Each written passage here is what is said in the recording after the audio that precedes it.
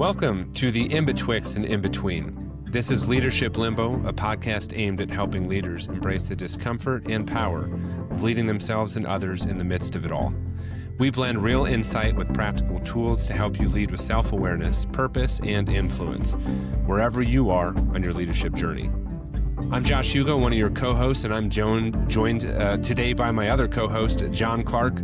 Welcome, John. Good morning. How are you today? Or joned by John. That's fine Joined too. by John. Joned by John. That's good. I'm good, man. Doing great. A week before Thanksgiving, so the menu discussions have begun about what's going to be happening, what we're going to have, and it's my favorite holiday. So I'm excited for that. I guess when people listen to this, they'll be 2 days away from it, but. Yeah. I would say overall Thanksgiving and just the vibe of it. I think everything that surrounds some other holidays is, I don't know, maybe more bountiful, but this one is just like my favorite vibe, you know, hanging out, eating good food, kind of chilly outside. Yeah. It's a good one. Yeah. So. Well, happy Thanksgiving to all of our listeners, and we're grateful for you for contributing to building this community, and I'm grateful to be part of this with you as well, John. Yeah.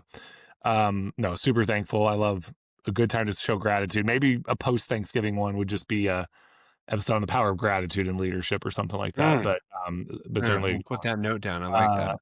But before we go on, what's the most important staple of a meal for Thanksgiving for you? And I'm a big stuffing guy. I'll give you two, but you can have, but I'd say one. Stuffing. I mean, I think I'd be pretty content with stuffing and mashed potatoes. Yeah. Those two items, I think, are the accoutrements to the core of the meal, but they're really essential. Tell me, okay, way off tangent from where we're going today, stuffing. Tell me about what you prefer in terms of like the texture of the stuffing. Do you know what I'm saying? Yeah, I know what you mean. There's like super gooey, globby. No. Sort of thing, and then there's the more very a little bit drier with bread, and the vegetables are way more pronounced. What's your preference? Yeah, I think it's in the middle. I think you can have a drier, crispier one that doesn't have a whole lot of softness to it. I don't like that, but I also don't like one that's like a casserole. It has to sit in the middle. It has to, if you could maybe rip the bread apart a little bit inside, and it has a little stretch to it instead of just mushing together. That texture, that's kind of where I'm at. Do you have an answer to it as well? I think I'm pretty far on the get as gooey as possible sort of. Really? With the stuffing? Okay. Oh, yeah. Pour some gravy over it. Just swish it around in your mouth. It's delicious. So yeah. Yeah, if you really were to step back and assess the culinary quality of Thanksgiving as just a set of food, it's actually it doesn't hold up against almost any other culinary tradition worldwide. In my opinion, it's brown beige food that kind of has just the same dominant pepper and garlic profile. It doesn't the turkey. I love the holiday, and I'm not trying to hate on Thanksgiving food because it has its time and place, but I'm happy with it once a year. I think you mean in terms of the traditional food, though. My wife makes some really bright, colorful salads, other stuff. That's it. I'm talking about traditional food, Mayflower era. I could eat it every week. So agree to disagree. That might be the theme of today's show. That might be the theme of today's show. We're coming into this with a couple of points that we might not see eye to eye on, but I'm excited to kind of bring in some color. But yeah, just real quickly, last time we met was talking about the development square, and the homework was thinking about a team member and a skill and where they are on the development square, and then letting that kind of determine how you develop them from there. But if you didn't really build on that last part, today we're going to continue the conversation and add a little bit more to it. So I'm going to flip it back to you, John, and kind of help us frame today's. Yeah. So today is about, now I know I've done the work to kind of know where people are. And again, that can be related to a very specific task or project or assignment that they need to learn about. It can be kind of to their job as a whole, potentially, as a bigger development timeline. So I know where they're at. Well, what do I do now? Right. And I think Josh and I want to give some more metaphors and frameworks and ways of thinking about how to determine where folks are and then how to like begin applying learning mechanisms for them and hopefully get some really practical ways that you would want to think about their development, based on our experience and things we've read and so on. And so today is a little bit more of great, I know now. So what does that mean in terms of how I coach, how I teach them, and how I manage them towards being the best versions of themselves when it comes to this, right? And this actually got me thinking, I was, Josh and I have kind of known we were talking about this topic. And so what ends up, I'm sure it happens for a lot of folks, when you have a discussion about something, then you see quotes on it, you see things related to it in the world, it kind of shows up, you have another conversation about it and you're like, wow, how did this happen? And it's that your brain's just more open to it because you've been thinking about it. And so I started reading this book yesterday. It's by David Brooks, one of my favorite authors, a lot of great books out there. And I'll hold it up on the screen here there it is. It's How to Know a Person. First person I actually ever heard talk about this was my mother-in-law, Mary. About a year ago, she had mentioned it. And I love David Brooks and hadn't read it. And long story short, a lot of this book is about the effort you have to actually know about how to know people is more than just, I'm naturally good at it, or, well, I'm not the type of person who likes to know people. But there's actually work that can go into knowing people. And there's a whole ecosystem of why he wrote this book that I won't get into. But I love this one quote about this that I think actually fits in with the topic as a whole that we're talking about, but is really going to drive us into a concept that Josh is going to drive us on. And so I want to read a quote from the book. And this one is one of the key things about, you have illuminators, and these are people that bring out the best in others. They show curiosity, wonder, care for others. They want to get to know them. And you have diminishers, people who choose not to know people or to make assumptions about them or not really bring out the best in them. So he has some attributes of illuminators, and one is that they practice accompaniment, that they accompany people along the way. And this can be in big and small ways, like small talk, he mentions as actually an important part of this, being with someone when they're struggling in deep ways, so opposite ends of the spectrum there. But this is about accompaniment. And he writes, accompaniment often involves a surrender of power that is beautiful to behold. A teacher could offer the answers, but he wants to walk with his students as they figure out how to solve a problem. A manager could give orders, but sometimes leadership means assisting employees as they become masters of their own task. A writer could blast out her opinions, but writers are at their best, not when they tell people what to think, but when they provide a context within which others can think. Pope Paul VI said it wonderfully. Modern man listens more willingly to witnesses than teachers. And if he does not listen to teachers, if he does listen to teachers, it's because they are witnesses. And of course, that line about managers there is like what we're talking about. But you see how it plays out in all fields of work, in your home life, with your spouse or your kids or your partners or your friends. This idea of, as it says here again, assisting others as they become masters of their own task, right? And so I love that concept about where we've been talking about development. And now, like, well, how do I assist them? What do I do? How do I make sure I'm helping them to see the best in themselves? And I think, Josh, you got a great framework to help us think about that relationship with others and how we can potentially bring out the best in them as well. Yeah, no, I love the quote and I really appreciate the idea of accompaniment, but also what Brooks says there about you could do it this way, but ultimately the way to get real traction is the other. And the first way being, I tell people what to do. I lecture people, I give directives. I'm the manager, I was promoted. So here's the stuff y'all need to do. So go off and do it. Yep. Now, of course, are there times in which you need to be very directive in your role? Absolutely. But when you're getting to the point of developing others and thinking about this through the lens of teaching and educational pedagogy, the goal is not, and I remember years ago, Doc Doyle, who John and I both know, used in our first days of our Master's in Education program almost 20 years ago. I think it was Doc Doyle. He picked up like I know what you're going to say. A pitcher, and he started pouring it. And I believe that the receptive item was either a piece of wood or a sponge. Correct me, which one of the two was it? I think both. I think it was both. And the idea was like, we often think of ourselves as instructors of just pouring knowledge from a vessel into others. But in essence, when you approach it that way, it's like pouring it onto a piece of wood. It just splatters everywhere else. It's not absorbed.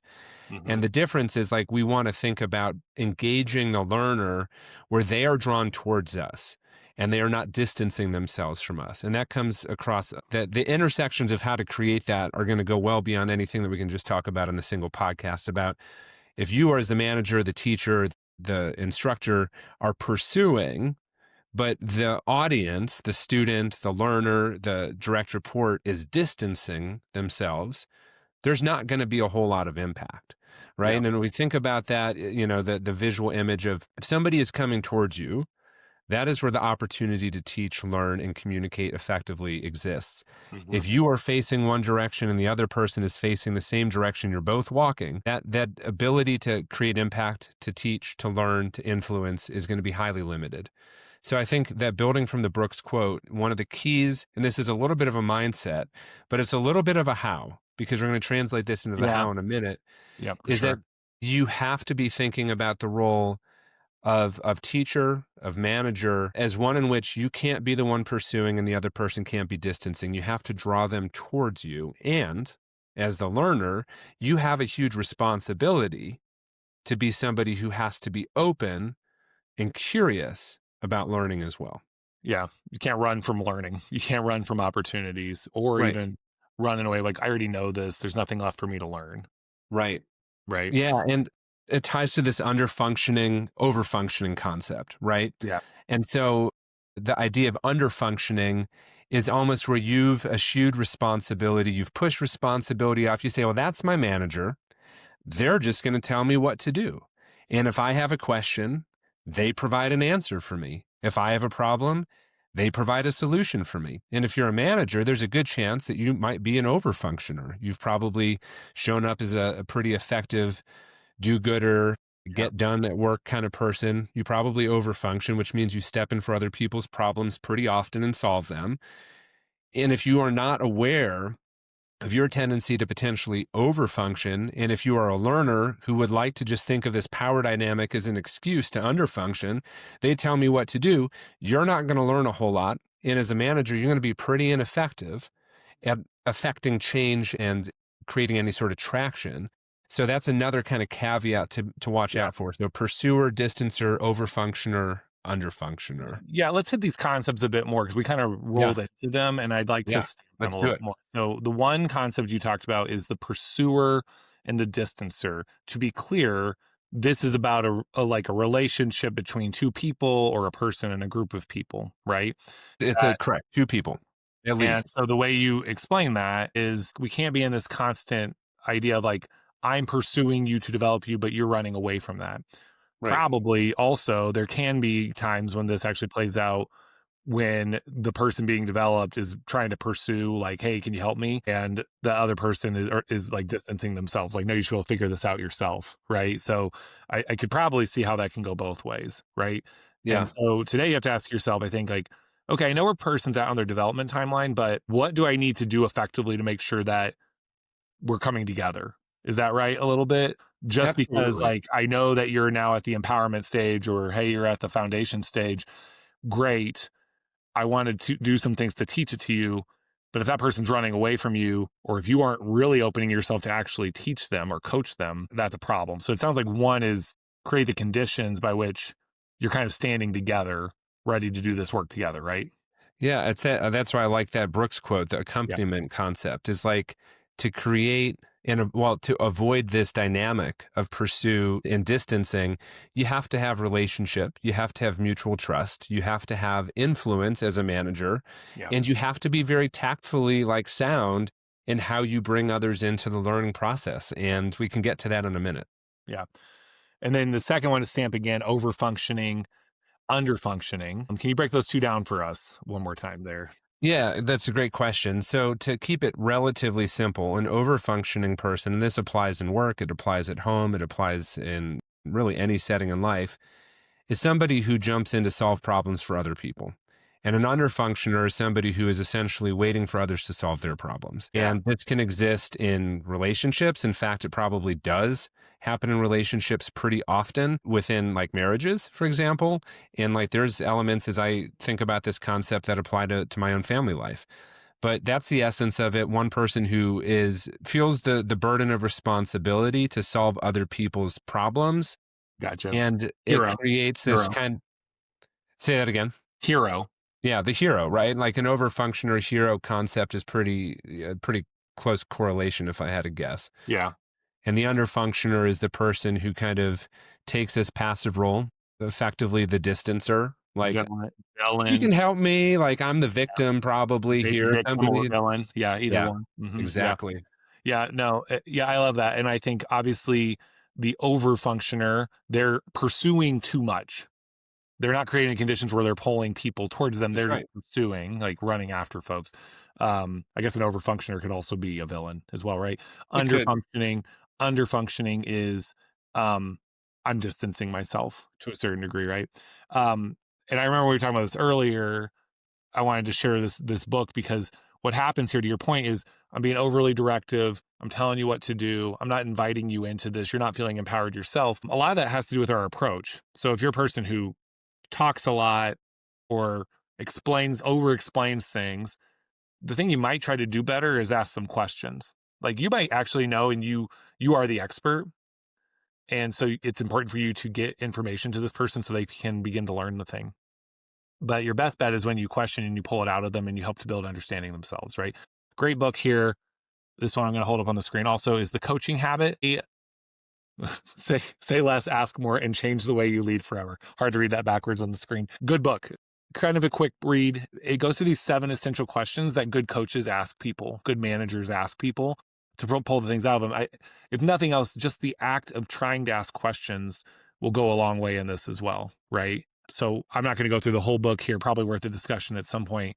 But for our readers, if you find yourself over functioning or perhaps even under functioning, you building your questioning habit is a good way of doing that. So yeah, other things to end there, Josh, but otherwise I know you've got this next thing that I think gets us a little bit more into great. How do I teach? How do I coach people on the development pathway? I think you're muted. Yeah, thank you, John. Yeah, I think I'm muting myself today because for the listeners who are just on audio, I'm like coughing in between every statement. So I'm better, way better than I was last week. But man, this thing is stuck around. Yeah, so to put a bow on it, I love the idea of questioning. And another book to recommend could be Humble. The book is called Humble Inquiry. Ooh, nice. And the idea of like showing up with questions that aren't leading or probing in the sense that you already know the answer to them, but you are truly trying to understand what the other person thinks. Nice. And I think the mindset really to kind of put a bow on this first theme today is as an effective teacher, as an effective instructor, you have to be putting the thinking ratio onto the other person. You have to be asking questions that promote responsibility. That's a very quick elixir to an over-functioning and under-functioning relationship, is if you are able to ask questions that put the responsibility, for example, what do you see your role in this is? Instead of when your direct report says, well, how do I solve this problem, Josh? You might say, well, what do you see as the solution to this problem? Yeah. Like there's a good chance that they might actually have that answer. And if not, you can help them get there. But you have to hedge against the idea of providing solutions for people. You have to draw people towards it. And also, just one last point is as you think about that development square, there's different stages in which a person's going to be at in which they may need a little bit more explicit coaching, right? That first stage is I'm doing, you're watching. That probably means you're going to be a little bit more directive. But as they move into these phases of they do, you watch, that's where you really have to be mindful of not providing answers for them, because that's when they start to know that the answer is inside of them. You have to watch out for just providing it. So, yeah. So that kind of actually ties to the next theme that we wanted to kind of get back to today. So thinking about how we're teaching others, the second concept is there are different ways of learning. And I think that's a relatively intuitive concept in the sense that we probably knew that when we were going through school as a student, there were certain teachers, the styles that helped us to really feel seen and heard, and not just like their personality or their kindness, although that is an important factor when it comes to learning. You learn from people that you like. I think that's a truth. Is there's also approaches of like a lecture forward or a visual forward, like multimodal forms of instruction. But there's also like a personality approach. And I think that one of the points that when we're helping our listeners think about developing others is that not everyone learns the same way. And not everyone learns the same way that you as a manager have learned in the past, or you as a manager teach others. And that's a challenging point to make, but we think about differentiated learning. We think about meeting people where they're at. It does require some nuance. It requires some mindfulness and requires really knowing your team's styles. I'll just briefly mention that the book that we referenced last week, The Voice-Driven Leader, not only contains the concept we reviewed on this podcast, but it also goes into a much more extensive breakdown of the 5 voices and the 5 voices of connector, pioneer, etc., how they learn, teach, and respond differently at different stages of these learning processes in the development square. So I'm not going to go into that today, but that's a real extension of this point that there are different ways that people will respond. So you're more likely to draw them in and they're less likely to distance themselves.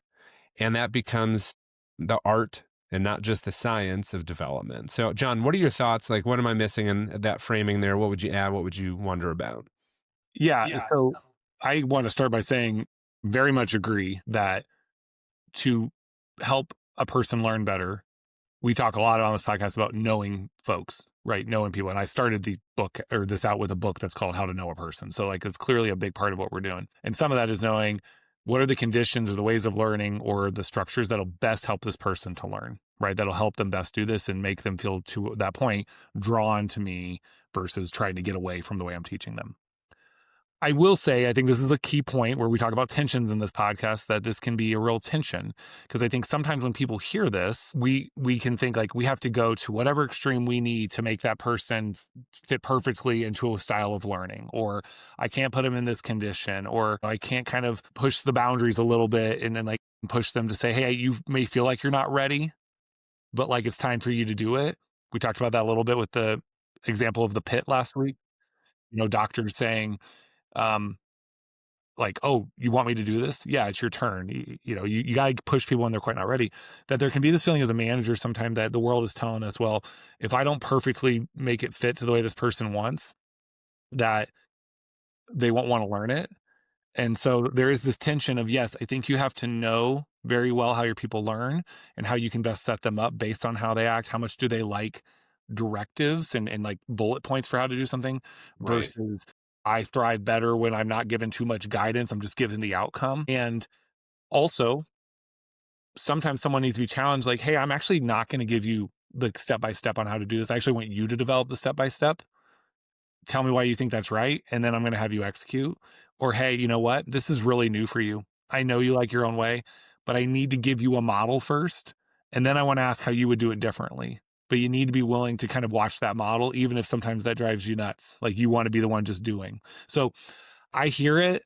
Yeah. I also don't want people, I feel, and this might be where we disagree. I don't want to overdo it and that you think you have to be so perfect at making sure people get exactly how they want to learn or are comfortable all the time.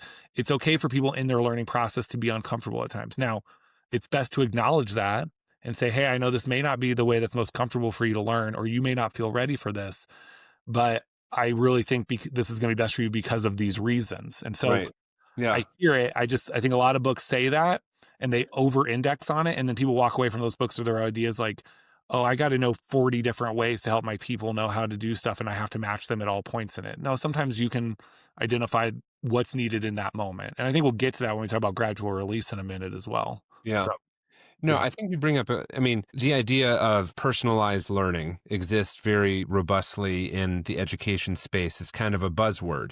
Well, it's been proven wrong. Like everybody was like, what's your modality of learning? Like, I'm a visual learner. I'm an auditory processor. I'm a kinesthetic learner. Those are true. Right. Those exist, but nobody can get that way all the time. Right. There's a feasibility and a viability challenge. Like there's the ideal state, and then there's pragmatically what is possible. So I think that's a tension to juggle.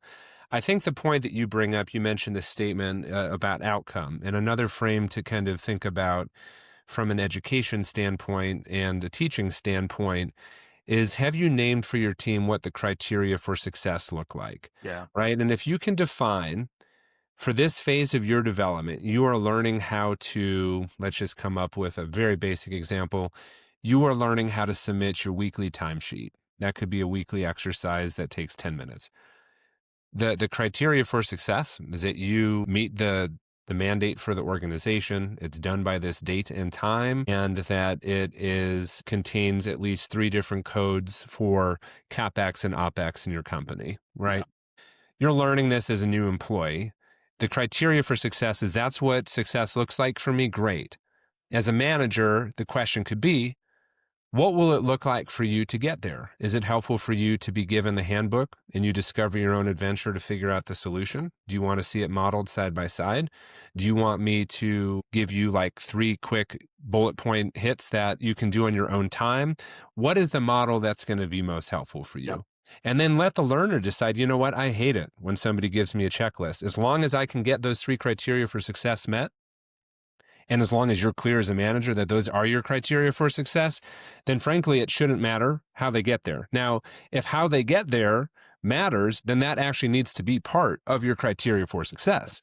Good But if point. you say like you have to be able to do it by going through these steps, well, that should be a requirement, right? We're not saying that when you think about personalizing or trying to personalize the learning style, what you're getting at is like everyone gets there in totally different ways if the ways that they get there have to be the same. That actually becomes a criteria that you need to name for your team.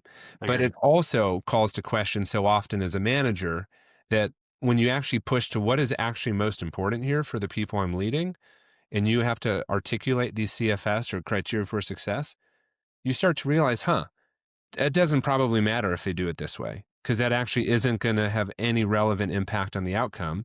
And it forces you, it's a really great practice in general. It forces you to kind of decide, you know what, I would have done it this way 100 times out of 100 myself, but I could actually have somebody get to that same outcome through a totally different process. That might actually be empowering. So it's So that balance and that limbo to juggle. yeah. No, I actually think it's a good jumping off point to get into this next topic. If you're okay with that, I'm so glad you brought up the idea of criteria for success. And I actually think that's a good grounding spot for us as we get, I think, a little bit more concrete on strategies for developing people. And you need to ask yourself, am I actually naming for people what success looks like on new tasks they have or tasks that they've inherited or elements of their job, right? Maybe you can also do an exercise where if you feel like they're ready for it, maybe they define the criteria for success and you stamp that that's right. That would be really cool, right? Yeah. Now, all that to say, and I think that's important for this reason. It's actually a management of people importance of that importance too. I saw our colleague, Lisa Freesia, who we've talked about things. She said she put a post somewhere on social media, probably LinkedIn, about she kind of works in the HR and talent space. And she noted this conversation she was having people with that they consulted. And the line of the post was, I don't think you can discipline this person or put them on a plan at this time. And they said, well, why not? They haven't done what we've asked them to do. And she said, you have not clearly shown me that you have articulated to them what the expectation was. You did not set the conditions by which they knew what success would look like. And if you don't do that fairly, but your next step is to jump to punishment, then that's not fair to that person and actually legally can put you in trouble. You know what I'm saying? Yeah. And you can't have a perfect world where everything is so perfectly lined up to what the criteria for success are. But if you haven't named it and then coach people towards that, then it's really hard to hold them accountable in any sort of disciplinary sort of way, let Right. alone get them to success, because if they don't know what the goal is, then they can't have success. So Oh I man. love that start. I think that's a good starting point to think, well, once you've set criteria for success, now what are the steps to developing them? And for folks that are in education, you're going to know this term or this term. If you're not, maybe you've heard it before, but this idea of gradual release. Believe it or not, my 6-year-old asked me something the other day. I wish I could remember the conversation, but he said, well, why did their parent do that for them? Or why are you doing this for me? And I said something, well, it's gradual release. And he goes, what? And I said, well, the first time I kind of need to do it for you. Eventually you'll start doing it on your own. And so this begins really early in life for folks. How do you do things for them to a certain degree, all about the goal of setting them up so they can do it on their own? I mean, it's as basic as that, right? And so if we go back to the development square, this means at each step, you really have to think, well, what does gradual release need to look like here? And that's where, when Josh explained this to us last week, when we talk about the foundation stage, we start with this quote of, I do as the manager, I'm going to do it and you're going to watch. Okay. And so I want to start with that one. When we think about gradual release at this stage, that is a lot more modeling and showing and doing, like basically doing 90 to 100% of the thing so the person can see it, right? Yeah. Whether that's like, I'm going to put this engine together and you need to watch me do it. Or, hey, we're going to do this precise cut on a patient in the ER. Or, hey, you're going to see me deliver instructions to a group of kids in this way. I want you to write what I do, right? Yeah. but that's an active thing for the person watching also, because they're taking notes, they're identifying what you do. You might engage them in a process. Okay, how are you going to do that slightly different than me? Or how could Yeah. you adjust that based on the way you need to operate in your context, right? So this is the first step. Like, is this person at a stage where they just need to watch because they either have limited exposure to this or they need to see some different ways of doing it? Josh, Yeah. you can get going Yeah, before. no, I think that's great, and I think people might be wondering, I don't know if this is the right phrase, how do you circle the square, or how do you square this concept up with what we talked about earlier, which was the idea of like, well, you don't want to tell people what to do, or you want somebody to kind of be following you and You not said like, that. You said that. No, I'm just kidding. yeah.